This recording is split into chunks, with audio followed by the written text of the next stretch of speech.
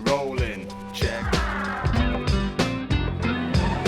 Calm and stay on the hardwood. Pump bacon, rib shaking, chilling with. I be rolling out.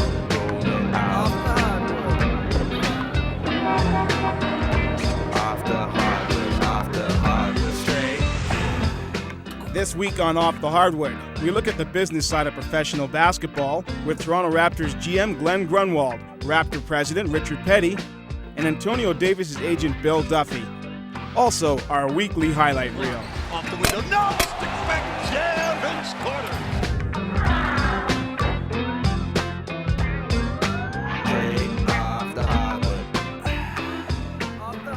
Welcome to another edition of Off the Hardwood. I'm your host, Paul Jones, and today we take a peek into the business side of the Toronto Raptors.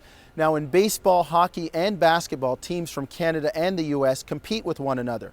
Rivalries are usually born out of close proximity, but we as Canadians know that there are two things that may never be close: the Canadian and the American dollar. Today we'll talk to some of the key players that look at not only the box scores, but the financial numbers that may ultimately impact the team's wins and losses. We've heard a lot about the tax issue, Richard. Mm-hmm. How do you educate players and their representatives on the Canadian tax system? It's been part of our pitch now for 2 seasons. We did Deloitte and Touche, who are our auditors, did a really good analysis of it, and we actually sent out a mailing to all of the agents. Now, it was really interesting. It was characterized as a desperate act. No, what it was good education, and I think that was the start. Probably most of them didn't read it, but some of them started to read it. Mm-hmm. We educated the league, and the league never took a formal stance for us, but they said all the right things to the right people. And then every time, even when we tried out 22 different players, and even though we were only going to draft one of them, mm-hmm. and we knew most of them we would not draft after the tryout, we gave them the pitch on Toronto and on the draft.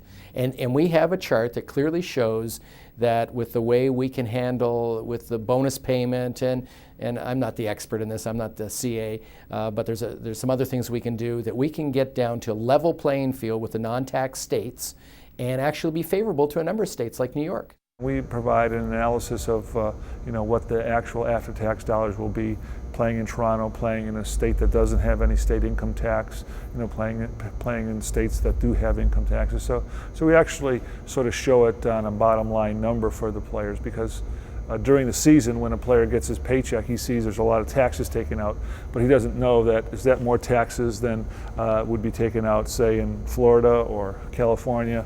So we try and educate people about what really the situation is here and how much it does pay to play in Canada.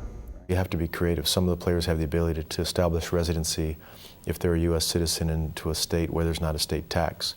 They have to be in and out a certain number of days in the country. What they also did was they moved training camp to Buffalo, New York, which was probably a 3-week period, which was critical time where the players actually wouldn't be in Canada. So it is an issue. Fact: NBA players are scared of playing in Canada because of high tax rates. Truth is, with simple tax planning, a U.S. resident can have a lower tax rate by playing for the Toronto Raptors. At first, it seems that the effective tax rate in Canada is higher. But by following 3 steps, the player can reduce his tax rate to under 40%. First, players remain United States residents for tax purposes and maintain ties to the United States. Second, players allocate income to the U.S. based upon the number of working days in the States. Now, with a normal Raptors travel schedule, this means about 65% of the player's time will be spent in Canada and 35% in the United States. So only 65% of the player's income is taxed in Canada, while 35% is taxed at a lower American rate. Third, players structure a contract with 25% of the compensation as a signing bonus earned in Canada. This amount is taxed at a much lower rate of 15% in Canada for U.S. residents. So with these steps, the effective tax rate of 46.3% is reduced to 38.3%. That's the lowest possible for a U.S. citizen. And don't forget, with the current exchange rate for every U.S. dollar you earn, you also have about $1.50 to spend in Canada. Canada, compete in Canada is a really unlevel playing field. We pay realty taxes, we build our own building, and we have a dollar issue. It's tough. Another component, as I mentioned also, was just the value of the money here. They're paid in U.S. dollars, but the dollar, translates quite well versus the Canadian dollar. Thomas playing with 5 personals. Antonio Davis expressed serious interest in playing for Orlando or Chicago this season. However, he signed with Toronto after his agent Bill Duffy worked out a deal with the Raptors. Davis would receive a large amount of his contract up front, but would be taxed at a lower rate. With the ability to get the 25% up front at 15% was even a more of an inducement, it was more of a, I guess it displayed an opportunity to have a large amount of money up front at a favorable tax rate. So collectively, the whole package, it made a lot of sense to me. We have to have competitive ticket prices, and we need to get revenues up to what the other American teams receive. You've seen where the dollar has gone since the expansion team was awarded to us. The dollar's dropped, 10 to 13 cents. This past year, the NBA has adopted a plan, a currency assistance plan for Toronto that reflects the loss in value, basically, of the Canadian dollar. And it's a year-to-year thing, but as the dollar decreases further, there'll be more need for that up here in Toronto. This is a great day in Toronto Raptor history. We have worked hard this summer to bring back our team, and these guys sitting next to my right and left are 2 critical components of it. And I'm very happy to reintroduce to you as Toronto Raptors Antonio Davis and Alvin Williams. People used to talk about when the Grizzlies were leaving, we're next. Well, I knew we weren't next. I mean, right now we're sitting there with the 2nd highest number of season ticket holders in the entire league, second to the Knicks.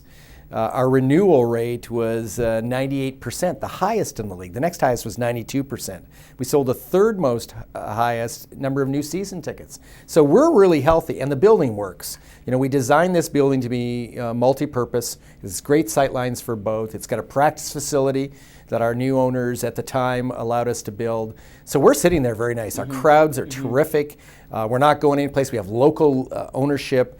We've got the 4th or 5th largest market in the U.S. This is an ideal situation for both of our teams. We also say that we're, the Canada's team now that the Grizzlies have left for Memphis. And so not only are we, in one of the major metropolitan areas in North America, we're also the basketball team for an entire country of over 30 million people. Coming up next on Off the Hardwood, Paul Jones sits down for a conversation with Antonio Davis's agent, Bill Duffy. Look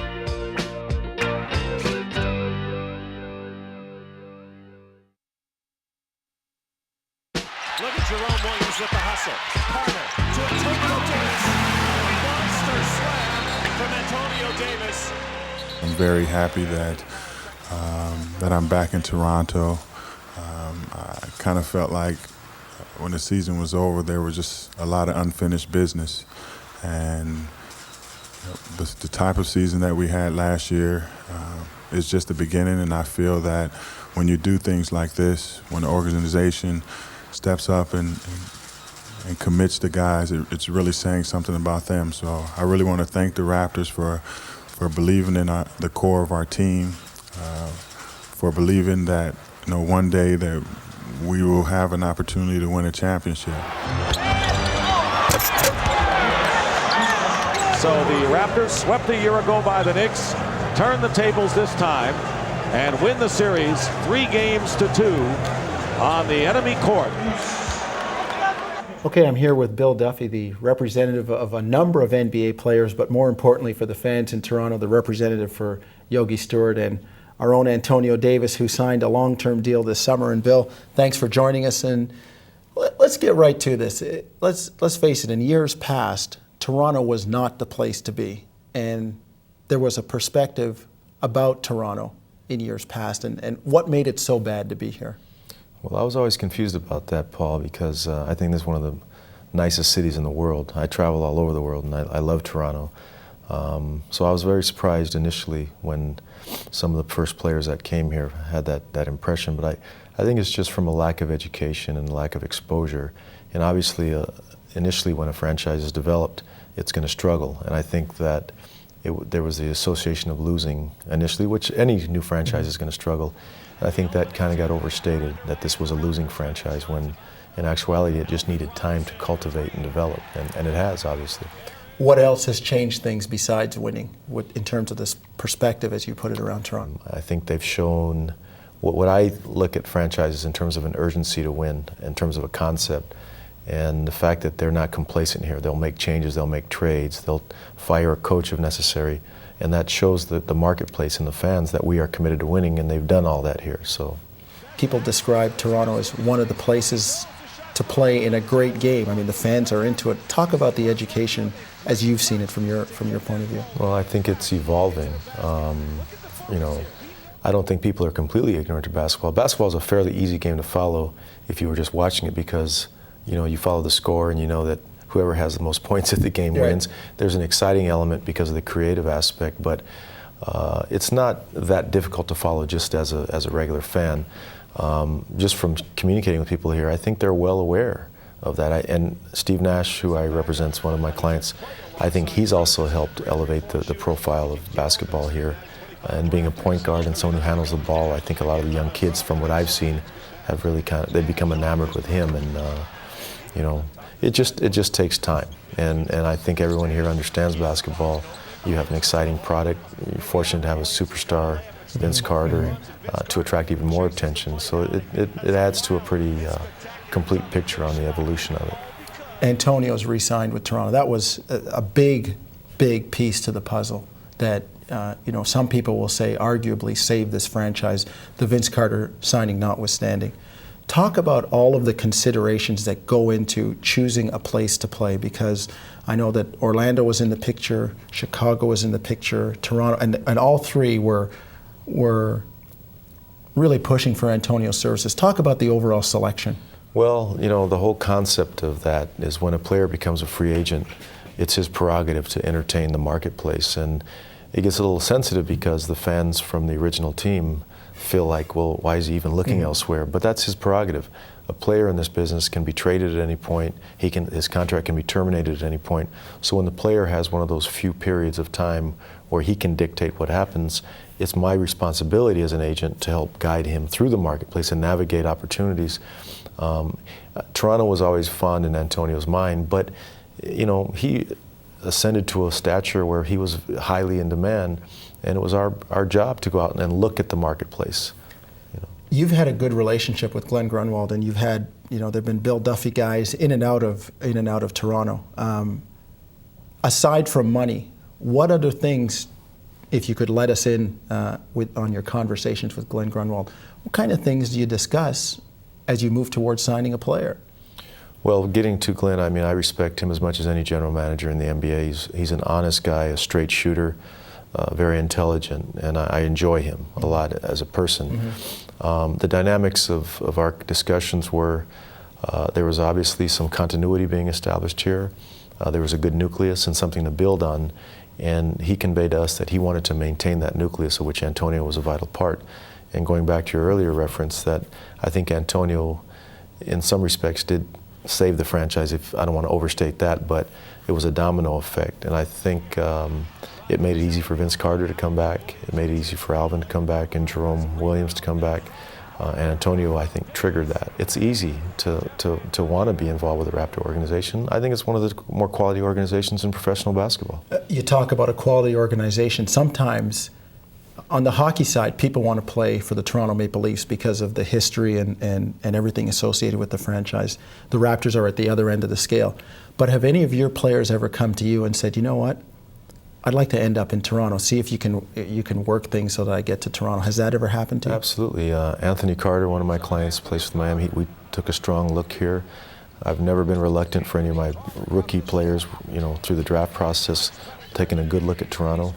Our perception is very positive, so I haven't had any player flat out say this is the only place I want to play, but I've had no reluctance on them in terms of analyzing this as an opportunity or a potential place to play. Carter turns the corner, baseline left, one reverse! Air Canada, hang time in the Valley of the Sun. Oh my. At 5:66 Toronto, here's Curry, underneath Keon Clark, off the window, no! Stick back jam! Time now for our Off the Hardwood Raptors trivia. Last week's question was, which university did Vince Carter attend? The answer, North Carolina.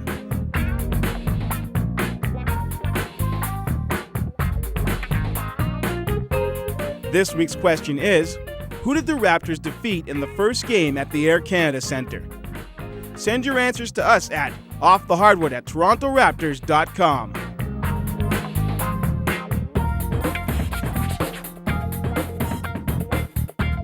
Off the Hardwood trivia winners will receive official Jerome Junkyard Dog Williams clothing. One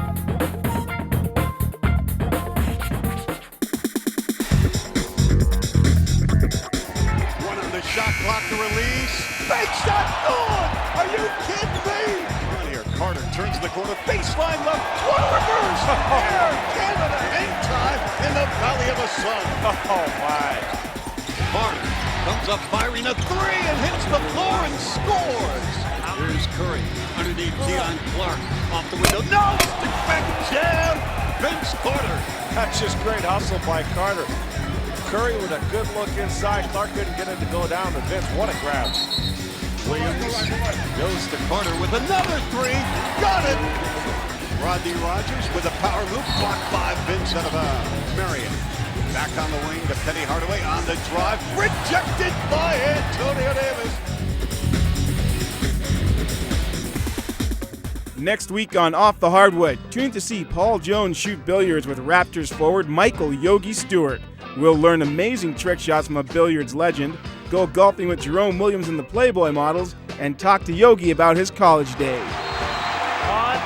Unbelievable. For me, it's a great place to be. I feel comfortable here. It's like home. That's where, I think Dorothy said there's no place like home. And, when I come here, that's what I want to feel like home, and it does. To have a person like Vince Carter, commit to this franchise, as good as he is as a player, he's even a better person. And, I think that's the sort of thing that's overlooked a lot with Vince. And I'd like to thank Vince on behalf of the fans of Toronto, because I am a fan too, and this is really a tremendous day, and again, words can't really describe it. You can only sell so much to other players, but when they have to offer until you actually try it, or just come see what it's about. And that's why I always tell the guys when I'm recruiting or whatever, is that just come check out Toronto, 2 or 3 days, and just see what it's like. For me, it's a great place to be. I feel comfortable here. It's like home. That's where, I think Dorothy said there's no place like home. And, when I come here, that's what I want to feel like home, and it does.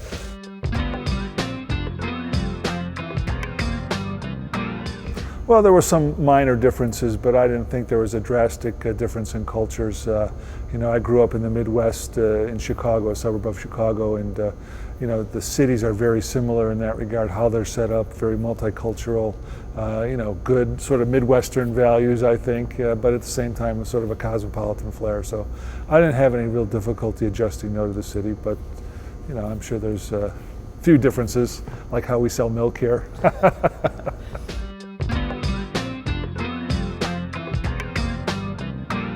Well, we've done a lot of things. We have people on our staff that when a player first arrives here, we make sure that they're aware of all the things that we can offer them and how we can help. And in certain situations, particularly with players that have families, we offer a relocation consultant that can talk to the player, do sort of an interview, a needs assessment, and then to try and address those needs and make the player's transition to Toronto as easy as possible. It would happen in any city. But we just are particularly aware of those needs because we started out with all new players. It's not like we have 1 or 2 or 3 new players every year, but our history has been as an expansion team, we've had all new players, and a fair amount of turnover over the course of the year. So we're aware of those problems and issues and how we can best help players. Glen's put together a real support group with his people, and now we have a brochure that says this is the best place to get your rugs cleaned, and these are some of the restaurants, so we do that. And Rosa Gesualdo has been great. That's a new position we put in last year, who interfaces with the players to help them get established and the likes of that. So it's getting easier. We're also just a wonderful city, and annually I take every player out for lunch once, and I've done the 2 rookies so far this year. And they like the city. I mean, the city has something for everyone. I hear from players all over say, man, Toronto's a live place. It's loud, and it's a hard place to play now, and that's what it's all about. It makes me feel good because I'm a part of it. I was here when not day one when it was bad, 16-66, but still when the fans didn't really understand the game of basketball, they weren't used to winning, and then I look at it now, the support and just now guys always say, hey man, I want to come to Toronto. I want to play with Toronto. That's hats off, not just the team, but to Glen, to Richard, Peddie, just the whole Raptors organization. I think players have been through Toronto as visiting players on visiting teams, so they see that it's really not that much different than an American city. And the English is spoken, and oftentimes we get questions about, do I have to know French if I'm going to live in Toronto? And where are the igloos? Where are the polar bears? How far away are we? When really we're very centrally located. So it's just a process that players are learning about Toronto and what it's really like, and I think basically everyone likes the city. We don't have any problems about the city. It's more personal issues that we've had in the past. Akeem came here and we gave him a tour of the city. We'll intervene and try to lobby. They want to get their kids into the best schools. We'll help them on that. So we help them. The management did a wonderful job by educating me about all these possibilities that they have to offer, from the team, the assistants, and the city. I think it's just a perfect fit for me.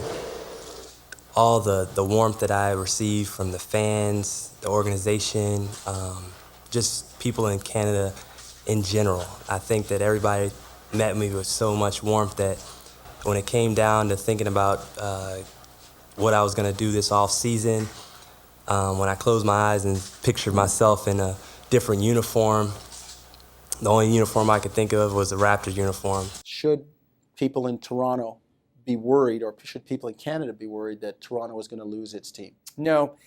Our issue is not about leaving or closing up shop. Our issue is about winning championships. Because we are doing fine, but I want to win championships, and if the dollar is really weak or there are other issues, then maybe we can't invest as much in the team. We're not going anywhere, but we didn't come here just to finish 16th, to get into the playoffs and out. We came here to win a championship. That's the only thing I worry about longer term, but there'll be a Toronto Raptors. 3.9 seconds remaining, Raptors trailing by 1. Foul line extended left, Alvin Williams will put the ball in play. Throws it to Olajuwon from the baseline. Got it! With 1.8 seconds remaining. Raps by 104-103. Hakeem Olajuwon coming through at the line and on the floor. We've seen it happen before. Pro sports teams just get up and move.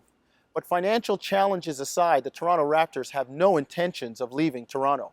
And as one Eastern Conference coach told me, you Torontonians just don't know how good you have it. I'm Paul Jones, and we'll see you next time, Off the Hardwood.